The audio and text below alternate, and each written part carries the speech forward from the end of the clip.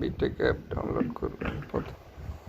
Chrome ব্রাউজারে যাবেন, Chrome ব্রাউজারে গিয়ে লিখবেন বিটেক 24। তারপরে এই ওয়েবসাইটে একটা ক্লিক করবেন।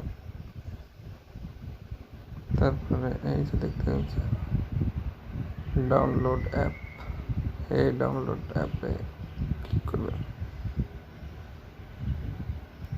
আমার অলরেডি ডাউনলোড করা আছে, এই ডাউনলোডে ক্লিক করবেন। ডাউনলোড হবে, তারপরে ইনস্টল করবেন। ইনস্টল করার পরে এরকম অ্যাপস আসবে। এই অ্যাপসে এই যে দেখেন করা আছে, আপনারা সরাসরি এই অ্যাপসটা ব্যবহার করতে পারবেন।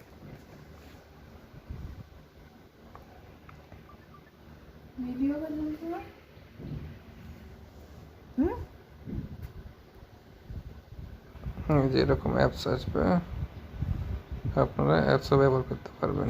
এইভাবে বিটেক অ্যাপসটা ডাউনলোড করতে পারবেন আপনারা।